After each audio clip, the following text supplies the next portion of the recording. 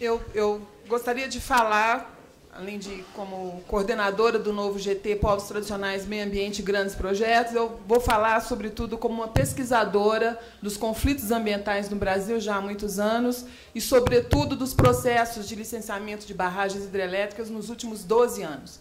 Eu venho acompanhando os processos de licenciamento ambiental, etnografando, né, analisando detalhadamente muitos casos, e eu gostaria de traçar, no curto tempo que eu tenho aqui, eu vou tentar, de uma maneira breve, simples e objetiva, se isso é possível, as linhas gerais que vêm norteando, né, os processos de licenciamento, para a gente entender um pouco o contexto onde se dá esse licenciamento da barragem de Belo Monte.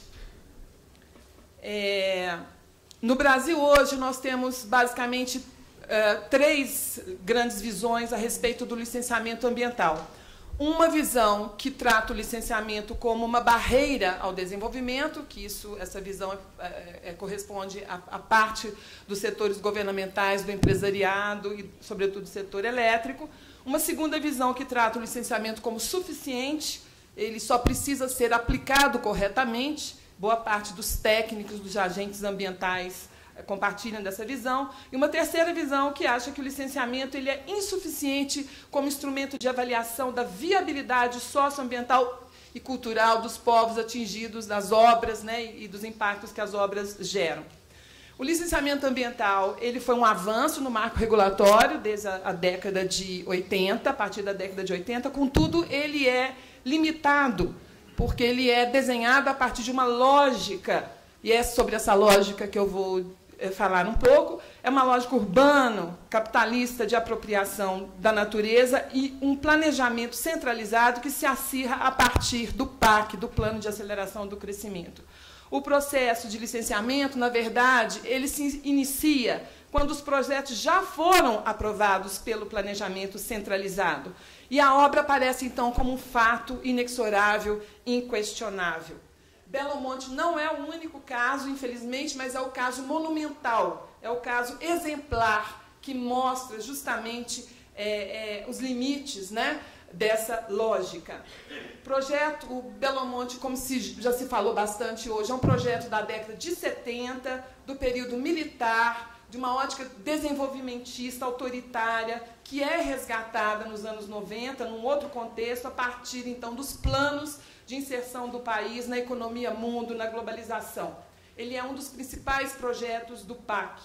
Outros projetos, cabe aqui rapidamente mencionar, são a transposição do Rio São Francisco, as hidrelétricas do Rio Madeira, Giral e Santo Antônio já licenciadas, e mais 2 dezenas de projetos para os rios Tocantins, Tapajós, Telespires e outros na Amazônia. Para Minas Gerais, o plano são 435 barragens, são 45 grandes barragens, mais de 300 chamadas pequenos, que é um outro expediente criado também dentro dessa lógica de fragmentar grandes projetos em pequenos para facilitar e acelerar o licenciamento. E dezenas de barragens também no sul do país. Essas obras, elas são caracterizadas por uma franca colisão com os modos de vida tradicionais dos povos indígenas, dos ribeirinhos, das áreas de proteção ambiental, das unidades de conservação, tudo isso que já demonstrou aqui a professora Sônia e todos que me falaram anteriormente. O planejamento que se faz é um planejamento abstrato, né? A revelia das concretas condições ecológicas e socioculturais que regem a vida nos lugares. Falou-se muito hoje, né, da vida, é o nosso lugar, a fala da maioria né, dos indígenas da mesa anterior, é a vida no lugar. O planejamento, ele vê o rio, o potencial de geração de energia elétrica, ele pega um mapa, é um cursozinho azul que aparece com curvas, e ele não dá conta, esse planejamento, da vida das pessoas nos lugares, né? A lógica subjacente é a crença na gestão, que os aspectos ambientais e sociais, eles são problemas que são passíveis de solução técnica e solução administrativa. Eu tenho chamado isso do paradigma da adequação ambiental. O que eu quero dizer com isso?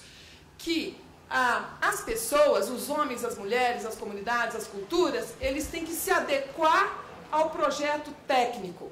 Não é um projeto técnico que se adequa às condições ecológicas, aos limites da natureza, das culturas e da vida em sociedade nesses lugares. É o contrário que tem acontecido. As pessoas têm que sair do lugar, né? Elas têm que, então, dar lugar à obra que é inexorável, né? E aí surgem as medidas mitigadoras e compensatórias como forma de viabilizar o projeto técnico, né? As consequências disso são, em geral, né, a ausência de discussão sobre a viabilidade socioambiental e cultural das obras. Isso não existe em nenhuma obra, essa discussão, esse debate. Belo Monte é o caso gritante, né? Há um discurso que apela para a justificativa do interesse público, ou às vezes interesse nacional. É um discurso que evoca um sentido de universalidade, de consenso, de nobreza de intenções, uma causa maior. E esse discurso do interesse público, ele produz determinados efeitos discursivos que são desqualificar qualquer discurso de dissenso, qualquer questionamento à obra, né? Então, as notas discordantes são, as posições discordantes, vistas como representações de interesses particulares, pessoais, pontuais e mesquinhos. Eu coloquei aqui mesquinhos porque foi exatamente o termo que eu ouvi de um anterior presidente do IBAMA, numa plenária, que ele disse, então, que os interesses mesquinhos não podem se opor aos interesses globais e às necessidades do país e da sociedade. Ele usou esse termo, mesquinhos, né? Um efeito de sentido desse discurso é exatamente a negação, o apagamento da diversidade sociocultural e ambiental do país. Há uma desqualificação técnica e científica dos questionamentos. Isso aconteceu em Belo Monte, com o painel de especialistas, que foi um painel constituído por pesquisadores de várias universidades públicas do país, pesquisadores das mais diversas áreas do saber, que pesquisaram, que fizeram um dossiê, né? Sônia fez parte desse painel, e não houve sequer nenhuma intenção de diálogo com esses colegas da academia, com esses pesquisadores, da área de engenharia, da área de biologia, não só antropólogos como nós, mas técnicos, né, da área técnica e da área, inclusive, de engenharia. Ao contrário, esses nossos colegas e todos que assim se comportam com questionamentos são desqualificados e ridicularizados, muitas vezes, em audiências, em debates, audiências públicas e debates com essas autoridades. Se não, quando não são perseguidos, é um outro debate que nós da academia também temos que fazer, quando os nossos reitores, os nossos diretores vêm sendo procurados, né, por empresários que se sentem ameaçados com laudos e peças técnicas que às vezes nós produzimos, apontando falhas, erros e problemas dos projetos de desenvolvimento. Os resultados na prática, os resultados são risco à existência dos modos de vida dos povos indígenas, dos povos tradicionais, dos cidadãos atingidos pelo projeto, e uma crise da democracia e uma crise das instituições. E eu vejo dessa forma que Belo Monte revela uma crise do sistema ambiental e uma crise democrática no nosso país hoje. Belo Monte, ele desrespeita o artigo 69 da OIT e fere de morte a Constituição de 1988, nega oitiva às populações indígenas, viola os direitos indígenas e ambientais, os direitos difusos, tudo como já foi discutido aqui antes. Ele representa um retrocesso político e ambiental no momento assim, pré-Constituição e pré-Rio 92. Não se questiona aqui, não estou questionando aqui o desenvolvimento em si, mas o autoritarismo de um planejamento sem diálogo com a sociedade e sem abertura para a incorporação de outras formas de viver, ser e fazer, que fazem parte efetivamente disso que a gente chama Brasil. Alguns problemas do licenciamento ambiental.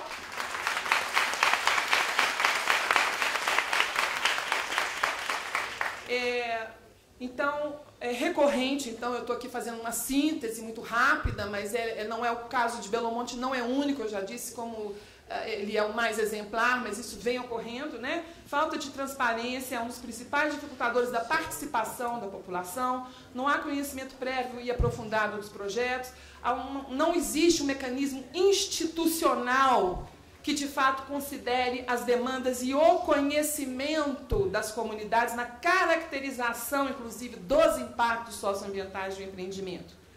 alguns aspectos que eu queria mencionar aqui são as falhas do EIA-RIMA, falhas da audiência pública e falhas da regulação. Já vou 5 minutos. Os EIA-RIMAs, eles têm sido cópias uns dos outros, há um verdadeiro mercado de EIA-RIMA. De fato, o EIA-RIMA é uma mercadoria contratada pelo empreendedor que tem o objetivo de construir a obra, e esse EIA-RIMA, portanto, ele desqualifica, minimiza os impactos, né, que os técnicos, muito bem intencionados, mas individualmente isso é um outro problema, a fragmentação, não vou entrar nisso aqui, mas que no final, a peça final, ela tende a desqualificar qualquer impacto social, cultural e ambiental. Eles se apoiam numa linguagem, uma retórica técnico-científica e são apresentados como registros da realidade, né? A linguagem técnica é, na verdade, um mecanismo pelo qual se dá a desqualificação e a deslegitimação das populações rurais e étnicas atingidas pelas barragens. Qualquer pronunciamento de um cidadão ribeirinho, agricultor, etc., é visto como um pronunciamento emocional, não fundamentado em conhecimento técnico-científico, e é absolutamente desqualificado em qualquer audiência pública, em qualquer peça de licenciamento ambiental. E os nossos colegas também, os antropólogos e pesquisadores que acabam assessorando muitas vezes os atingidos, lendo exaustivamente os EIA-RIMAs, quando apontam falhas, também são desqualificados dessa mesma forma, o que revela a falácia da decisão técnica, né? Do argumento técnico. O público, portanto, ele toma pé da situação muito tarde, quando a audiência pública já vai acontecer, né? Então, isso impede, inclusive, o atendimento à legislação que afirma que os estudos devem contemplar todas as alternativas tecnológicas e de localização do projeto. Nenhum estudo faz isso. Confrontando-as com a hipótese de não execução do projeto e na análise dos impactos ambientais e de suas alternativas. Essa é a resolução CONAMA 001 de 86. A retórica técnica do EIA-RIMA não impede, portanto, contudo, a verificação de erros grosseiros, de linguagem imprecisa, que vão, então, desqualificando os impactos, né? Uma visão patrimonialista, cartorial, mercantil, contabiliza propriedades atingidas, ao contrário de homens e mulheres atingidos, com suas intricadas formas de apropriação e uso do território, além de diversificados laços societários e culturais. O que se vê, o que se conta como atingido, são aquelas populações que vivem na área imediatamente alagada. Populações a jusante do barramento não são consideradas. Esse é o caso aqui de muitos povos indígenas a jusante, né, do projeto de Belo Monte. As audiências públicas, elas acabam sendo um jogo de cena, mise-en-scène da democracia, elas de fato não significam a incorporação, né, oitiva das comunidades atingidas. Elas acontecem muito tardiamente nesse processo de licenciamento, quando os documentos sequer foram distribuídos, as pessoas não têm acesso ao projeto, né? No caso de Belo Monte foram 4 audiências públicas, a Bela já está me dando aqui, eu vou pular, né? O importante é dizer também que, caso se apresente contestações, questionamentos durante a audiência pública, eles nunca são retornados ou incorporados no processo. A sociedade jamais tem uma resposta a respeito das questões, das perguntas que ela levanta durante o licenciamento, né? Então, com isso, por fim, nós registramos então as falhas da regulação, né? Um colapso, então, do sistema regulador ambiental. Os gestores ambientais, eles ignoram as recomendações dos próprios técnicos, cedem ao planejamento centralizado. Esse foi o caso do IBAMA, também da FUNAI, aqui apresentado já. Licença parcial, licença temporária, licença... Isso não existe no marco regulatório, essa figura não existe no marco regulatório. Uma licença temporária e parcial para a construção de canteiro de obras. Isso vem sendo criado, né, esses casuísmos, paulatinamente, como forma de aprovação dos projetos. É o que se chama de flexibilização do licenciamento, né, entendido como entrave. Cabe aqui perguntar, então, qual seria o papel de controle das instituições ambientais do país. As falhas no atendimento das condicionantes, elas são empurradas, falhas de etapas anteriores são empurradas para a etapa seguinte, esse é o caso de Belo Monte.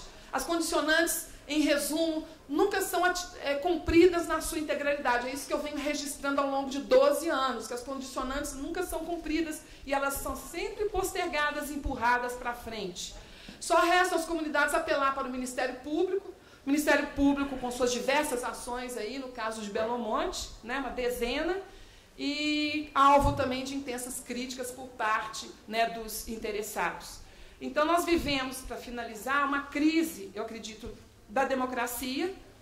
Nos anos 80, como já foi dito aqui pelo cacique Raoni e os demais, né, Marcos Terena e outros, dos anos 80, essa barragem, a resistência a essa barragem, ela é histórica. Ela representou, num contexto assim, de fim de regime militar, a volta da democracia, a esperança no respeito à diversidade dos povos indígenas, das diferenças culturais, o respeito à Constituição e os direitos ambientais, todo o regime ambiental que foi construído pós 1992. O que eu vejo hoje é um enorme retrocesso